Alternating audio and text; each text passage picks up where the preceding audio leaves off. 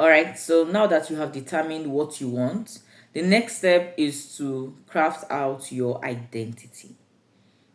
So you have to understand who you are. Okay. Of course, identity, determining what you want is also part of is also part of the identity series, but crafting it out to be more concrete.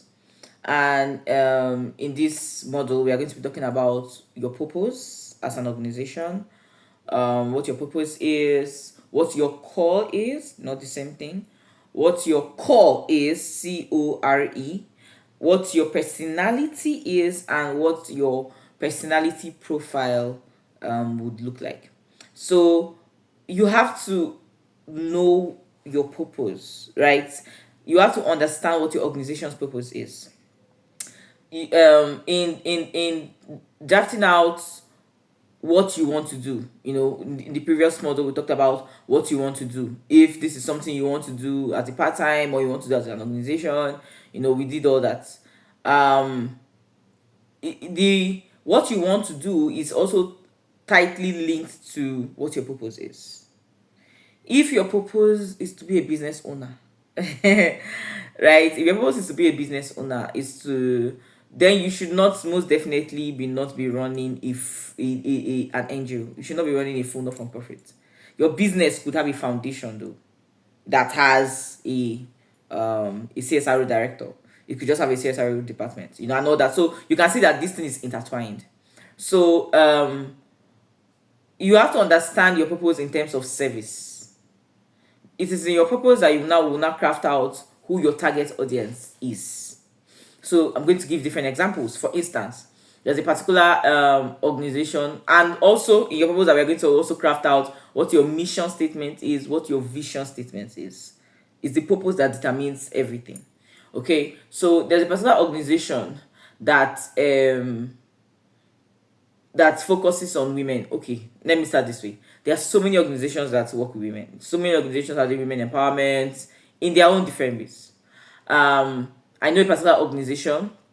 Their focus is on helping strong women that are high up in board, women that are really established, helping them to connect and to share ideas, and to support themselves. It's a non-for-profit, and it has been existent for over 20 years in Nigeria. Now, what is the purpose? Now, that is one. Okay, that is one. My organization, Superwoman Organization. Superwoman is focused on young building young female leaders. So we are very into capacity building, and we are very into a specific kind of young women. So we can say, oh, we do training for young women, but that is not exactly what we are looking for. What we are looking for are young women that are driven. So we are the hub for young driven women, and you see it in everything that we do. You see it in when we have our under 30 awards. That was literally spotlights young girls that are leading in different fields. And then when we have our leadership academy for training young social impact leaders, how they are this course that we are doing. Okay, so you can see that the character of the organization, it takes its form from the purpose. So it's not just, for instance, an organization that goes on the streets to just maybe share materials, or maybe aid to, say, women in the market, women in, from like some low income communities, or some widows that cannot afford. Now that is a purpose of for another organization, but not for Superwoman. So I say that I use this so that you can understand why you need to know why you are here. You cannot be all things. You cannot be all things to everybody. Okay, there has to be a specific purpose for why you are here, and that has to be clearly defined, because there are so many distractions along the way.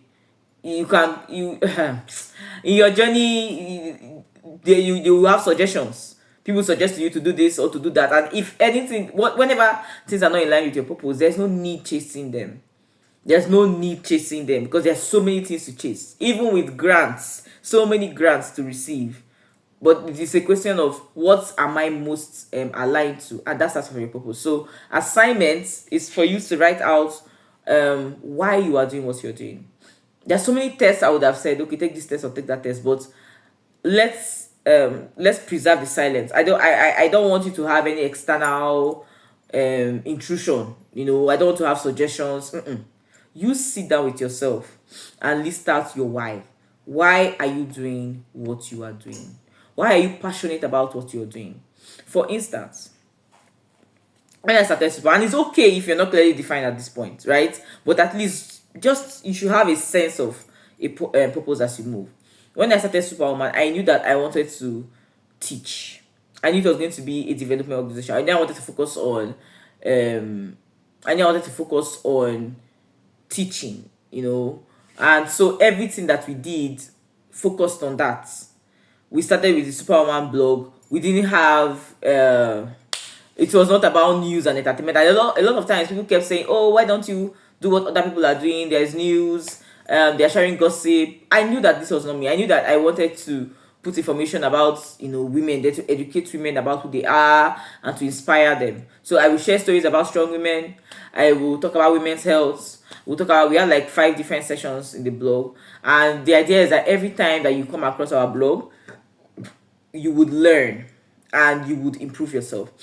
So that's even graduated into our magazine. When we said our magazine, it was basically learning more than lifestyle. And there was nothing like lifestyle, nothing like, even if you saw fashion there, it's to teach you how to combine colors or how to draw your eyebrow correctly. That was it. So then, even if I did not understand what it is now, development, right? I didn't have a term for it. I didn't know that, okay, this was a development organization.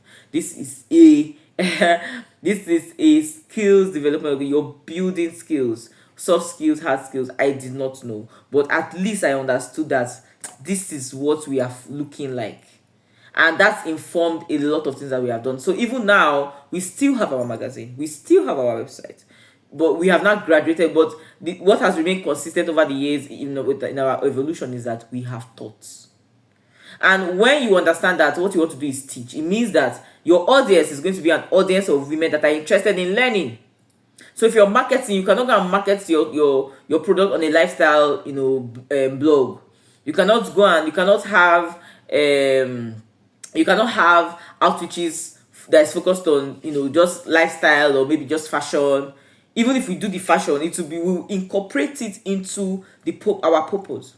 So our target audience, they are the kind of women that will be interested in us, the kind of young women that will be interested in us are women that love personal development. They love to develop, they love to grow. And a lot of times, leaders are the ones that love development. Now, we had not even grown to a leadership, understanding that we are going to be focused on leadership then. We just knew that, okay, teaching, development, that's our target audience. Okay, so it's not just like the first example I gave. It's not become an organization for just, okay, let's just connect some top women together, which is what that other organization is. So even if we are focused on women, our mission, now this is how you get your mission.